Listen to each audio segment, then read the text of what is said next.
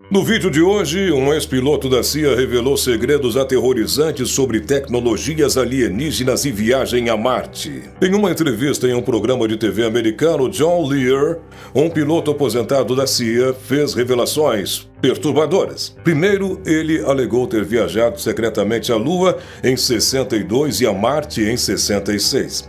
Além disso, Lear afirmou que a NASA utiliza tecnologia alienígena desde que uma nave espacial caiu na Terra em 53. Conhecido por suas polêmicas afirmações sobre vida extraterrestres e acobertamentos governamentais, John Lear tem diversas alegações que incluem a ideia de que os pousos na Lua foram uma farsa e que o governo dos Estados Unidos está em contato com os alienígenas há décadas. Mas o que John revelou em sua entrevista e quais segredos sombrios podem estar sendo ocultados? Olá, eu sou Henrique Brasil e você está no canal Futuro Enigma.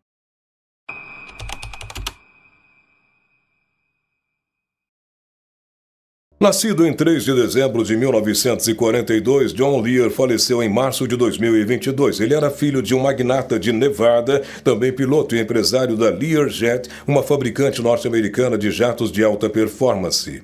John voou em mais de 150 aeronaves diferentes e visitou mais de 50 países, estabelecendo vários recordes na história dos bimotores. Posteriormente, ele assumiu o comando de aviões de carga em missões da CIA, incluindo o período do Vietnã.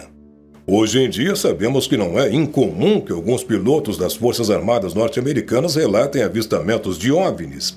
Recentemente, em 2023, oficiais da Segurança Nacional dos Estados Unidos apresentaram um relatório ao Congresso sobre investigações a respeito de uma série de avistamentos de objetos voadores que não puderam ser identificados.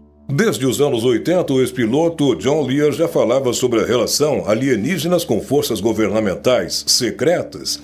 Segundo reportagens da época, na segunda metade daquela década, John foi provavelmente a fonte mais influente das teorias de conspiração sobre OVNIs.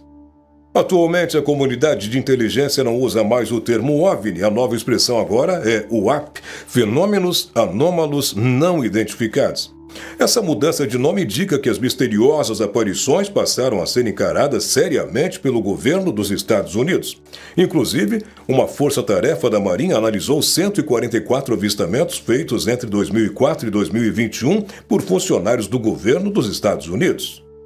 Embora não haja evidências declaradas de que os objetos tenham sido enviados por alienígenas, o relatório exigido pelo Congresso como parte da Lei de Autorização de Inteligência Nacional de 2021 confirma que os avistamentos permanecem sem qualquer identificação.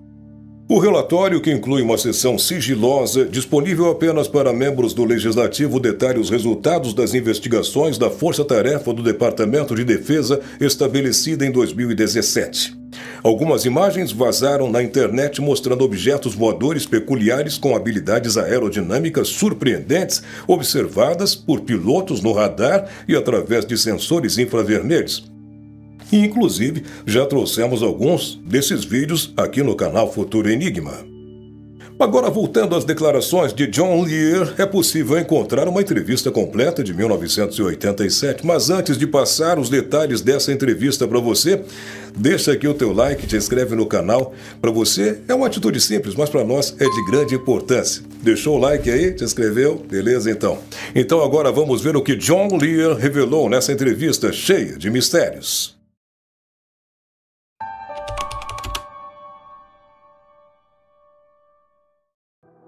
John Lear trabalhou para 28 companhias aéreas diferentes e ganhou o maior número de distinções concedidas pela Administração Federal de Aviação, como instrutor de voo, instrutor de solo, navegador de voo, engenheiro, despachante de aeronaves, mecânico de motor, montador de paraquedas e operador de rádio. No final da década de 80, ele também foi candidato ao Senado dos Estados Unidos. Na entrevista, John começa explicando seu interesse em ufologia, que surgiu após seu pai e seu irmão terem tido experiências com avistamentos de objetos não identificados. Seu pai, também piloto, teria avistado um OVNI enquanto voava sobre o deserto do Arizona durante uma noite da década de 70. Já seu irmão observou um OVNI bem diante de seus olhos durante um voo à noite. Ele estava pilotando uma aeronave P-38 de Phoenix para Los Angeles quando o objeto apareceu à sua frente. Ele fez 2 voltas de 90 graus, manteve-se alguns segundos diante do bimotor e depois desapareceu completamente. John explicou que até cerca de 1985 ele tinha uma certa atenção voltada para o assunto OVNI, mas não tinha provas concretas além dos relatos pessoais de seu pai e de seu irmão. Foi então que um amigo que estava se aposentando da Força Aérea dos Estados Unidos veio visitá-lo. E durante a conversa sobre os últimos anos servindo a Força Aérea, o amigo mencionou que avistou um OVNI estacionado na base aérea de Bentwaters, na Inglaterra.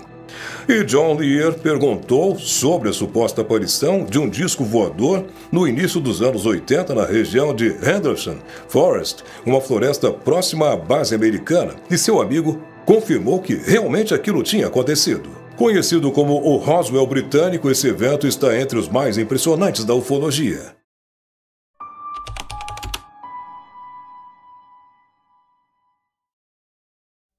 O evento ainda hoje é polêmico e na época envolveu vários soldados que alegaram ter testemunhado algo totalmente inusitado na história.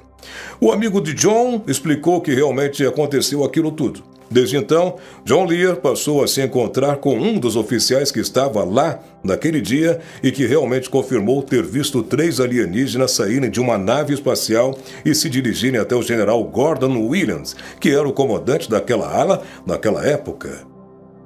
Em relação aos documentos oficiais, John Lear explicou sobre o memorando do tenente-coronel Charles Holt.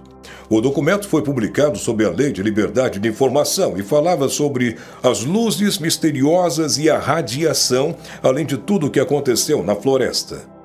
Também havia uma fita cassete que Charles Holt gravou e num trecho de 20 minutos é possível ouvir o tenente-coronel correndo pela floresta amedrontado dizendo que as coisas agora estavam atrás dele. Essa história teria algo relacionado com tecnologia extraterrestre, será? Após diversas pesquisas e buscas foi encontrado desenhos da nave, relatórios e descrições daquele acontecimento. 2 patrulheiros que passavam perto do portão leste da base aérea avistaram grandes focos de luz surgindo da floresta e, considerando a integridade da segurança da base, eles pediram permissão para averiguar o que estava acontecendo, que eles imaginavam ser uma aeronave que poderia ter sido abatida. O superior consentiu e liberou 3 patrulheiros para investigarem o que estava acontecendo. E ao chegarem lá, eles relataram ter encontrado um estranho objeto brilhante em formato triangular. Aquela nave tinha 3 pontas e media cerca de 3 metros de diâmetro por 2 metros de altura. Segundo o memorando de Charles Holt, a nave iluminou toda a floresta com uma luz branca.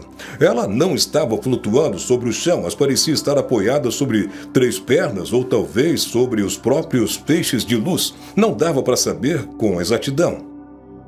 Mas o que foi levantado foi que após os patrulheiros se aproximarem do objeto, ele manobrou entre as árvores e desapareceu. Apareceu novamente 1 hora depois atrás do portão principal da base aérea. É importante ressaltar que na década de 40 ocorreram vários casos de queda de discos voadores, como o famoso caso de Roswell, no Novo México. Esse caso foi bastante difundido em reportagem da época.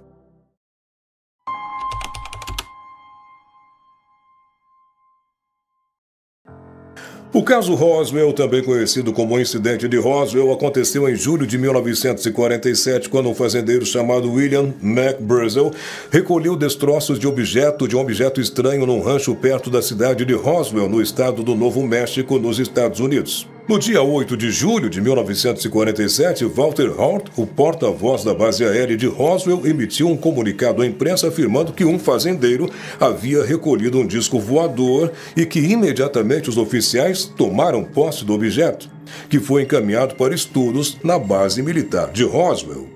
A notícia causou rebuliço na cidade, mas já no dia seguinte, em Fort Worth, a Força Aérea e os jornais desmentiram aquela história toda, afirmando que os restos eram apenas um balão meteorológico. Nos primeiros dias de julho de 1947, provavelmente no dia 3, houve uma grande tempestade e algumas testemunhas afirmam ter ouvido um estrondo entre os trovões que parecia diferente. Um tempo depois, após a tempestade, William Brazel Enquanto andava a cavalo com Timothy, um garoto de 7 anos de idade, filho de vizinhos, deparou-se com uma série de destroços a cerca de 12 quilômetros do rancho em que ele vivia.